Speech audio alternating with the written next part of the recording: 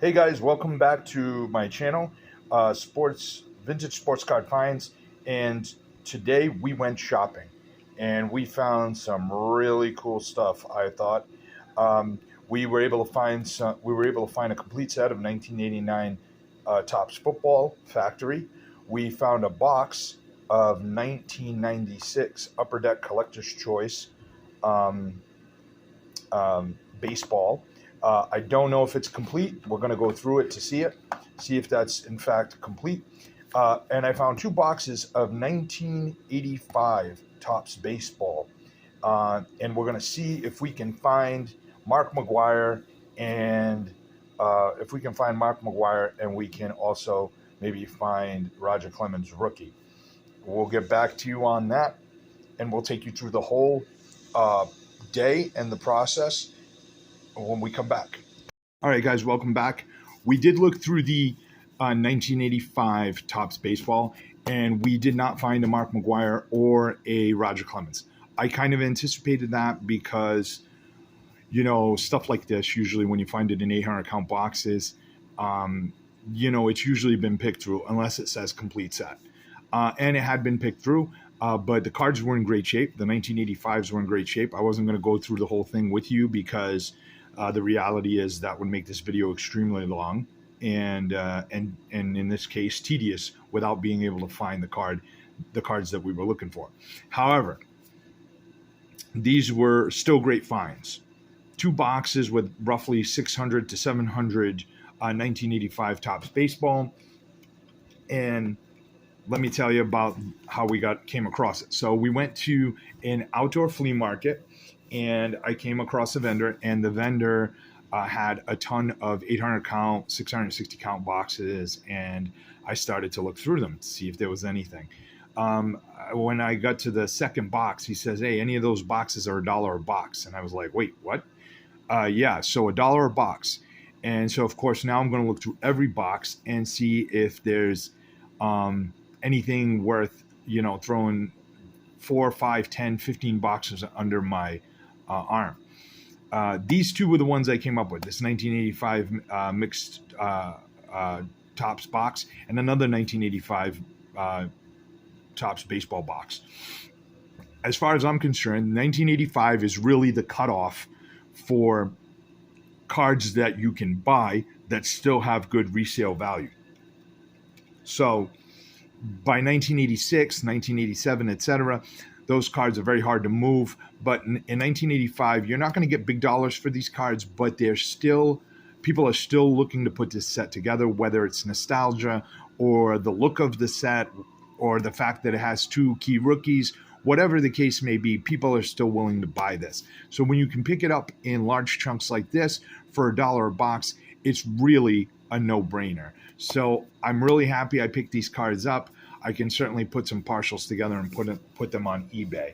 I'm going to put a link in the description to the eBay store, and you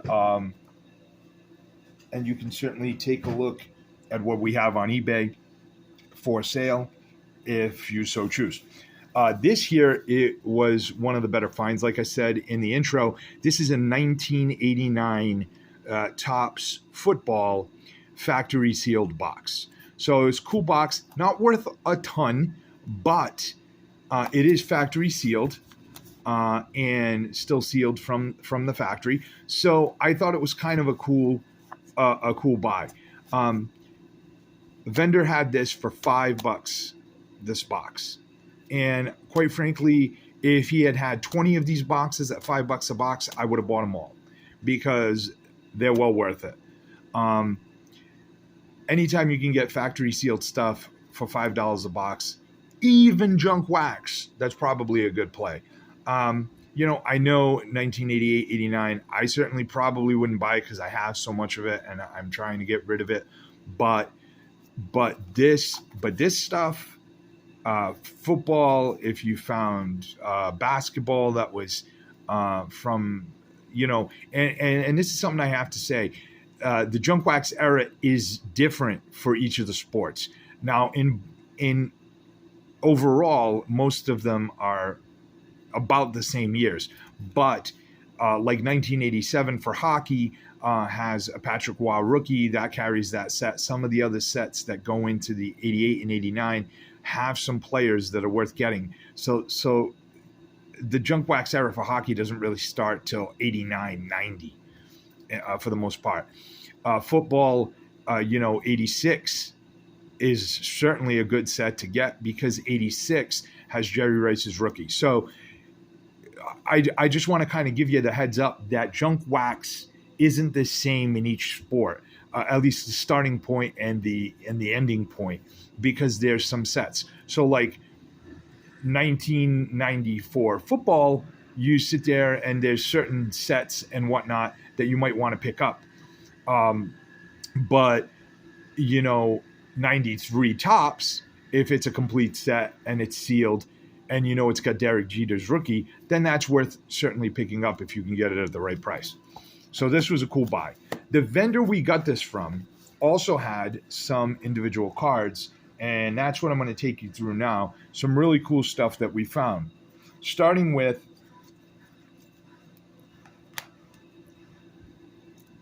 '81-82 Wayne Gretzky. So this is a third-year Wayne Gretzky card. It's in really nice shape. Probably an EX card or excellent condition. There's a little bit of, a little tiniest hint of wear on some of the corners, but as you can see from the back on the blue border, it's in pretty good shape. I mean, this is a solid card, and the guy had it for $1. So the same guy that sold me this had this in a box for $1. I'm going to take that all the time. He's the greatest player of all time in hockey. He's certainly in the conversation. There's probably a handful of guys that you would even consider holding up to Wayne Gretzky. So if his cards are $1, I'm going to take it. Same vendor had this card for $1. Another Wayne Gretzky. This card, again, $1, really well centered. Not as valuable as that one, but because that's the base card. This is the Wayne Gretzky Edmonton Oilers team card. And again, great shape, good condition, well worth $1 for sure. This one I probably would resell maybe $4 or $5 on eBay, whereas that one will get a little bit more. So the profit margin's a little bit better. Same vendor also had a box of cards at $5 for $1. I wasn't really ready to look through every card he had because he had a ton. But I gave it a pretty good cursory look of what he had, and I was able to not even pick out 5, but I picked out 4, and I paid him the $1 for it. So here is another Wayne Gretzky that came in the 5 for $1 box, and he was, he goes, that's in the right place. I'm sure if he could do it over again, he would probably just have it in the $1 box. But again, well centered, good condition. You can see no wax on the back. Very nice conditioned. No white on the corner, so that's very good. Well worth the $1. He also had this one. This is a 1986-87 Wayne Gretzky sticker. Now, this one might be the only one that out of everything I purchased today, well, maybe not everything I purchased today, but certainly this one I'm probably going to add to the collection. I have to double check my set, but I'm pretty sure that I don't have this sticker card, with my complete set of 86-87 hockey. So, again, able to pick this up for about $0.25. Wayne Gretzky GOAT cards, I'm going to pick them up when somebody's selling them for $0.25. I'll take them all day long. So, and I will see. If I do have a duplicate, it'll end up on eBay. And again, you can check out the link in the description for the eBay page. This Daryl Sutter was more of a pickup because I was trying to get to 5 cards for $1.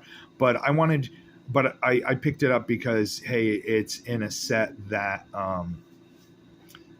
people still want and look for. So certainly well worth $0.25. And then this one, the Danny Ainge rookie card. This 1982 Donruss Danny Ainge rookie card is not going to sell for a ton of money, but it's an interesting card in the sense that it does sell, and it does sell pretty well. And the reason being is it's open to two markets. Great centering on this card, really nice condition, no discoloration really on the card. So the reason I think this card is a good purchase for a quarter. Again, if he had 50 of them, I would have bought 50 of them for a quarter. Because not only do a lot of people not necessarily know that Danny Ainge played baseball for the Toronto Blue Jays for a little while, but there are people who, when they discover that, want to get Danny Ainge's baseball rookie card. Kind of neat. But then, of course, Danny Ainge made his hay in the NBA. So he played for the Boston Celtics, won championships with the Boston Celtics, also played with the Phoenix Suns, was then a coach, and then eventually the general manager who brought another championship back to Boston when he put the big three together of Kevin Garnett, Paul Pierce, and Ray Allen.